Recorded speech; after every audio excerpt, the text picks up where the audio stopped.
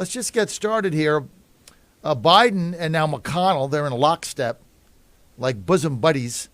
He wants another $110 billion he wants to borrow from China in order to, let's see, give the majority of it to Ukraine, give a pittance to Israel, give money to the Gaza Strip, which means that Hamas doesn't have to buy water so they can make bombs to blow up Israelis. And he says to secure the border, which basically is to increase the speed of processing new illegals in.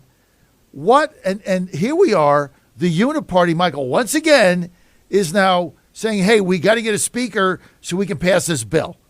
Your thoughts? So, John, yet again, the Democrats demonstrate the point that they're not going to let any crisis go to waste. And so you saw Biden go on TV, spend most of the time talking about Ukraine, not really talking about Israel.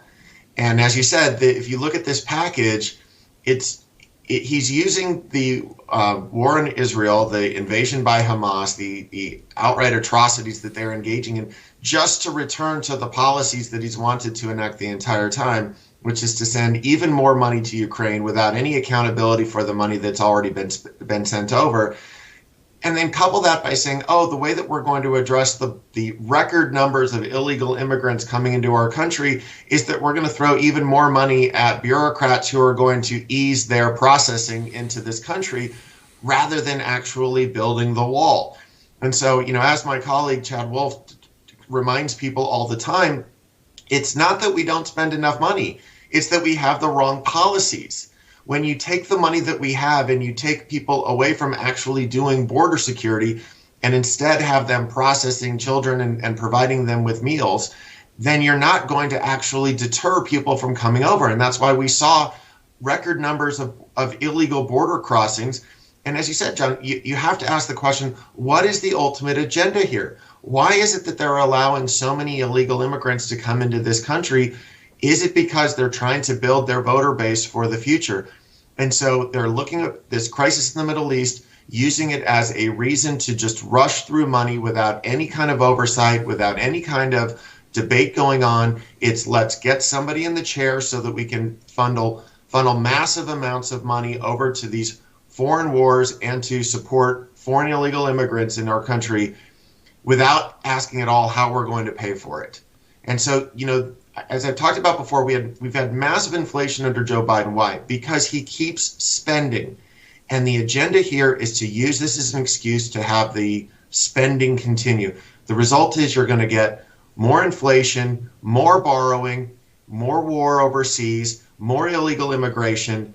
And that's what Biden is looking to use his speech last week and then this funding package to achieve. Mike, what's their ultimate goal here? I mean, they know if they keep spending this money, inflation goes up, which certainly can't hurt them in the election. Is there a whole strategy here to just open up the borders, let the floodgates roll, and maybe, one out of every two illegals that come over, they somehow figure out how to get them to fill out a ballot stuffed in a box so they count the votes? I mean, what is their agenda? From what I can tell, the agenda of the progressive left these days is to empower themselves. Everything else is just marketing. No matter what problem the nation is facing, their solution is always the same. It is bigger central government under the control of a small set of elites. And so every single problem that we have, they come out with a program that is directed by Washington and that requires a bunch of spending. Because one of the things I remind people all the time is that they're honest with us about much of what they're doing. They want to fundamentally transform this country. They want to tear it down. They are trashing our founding fathers. They are trashing our founding documents because they fundamentally don't believe in individual liberty.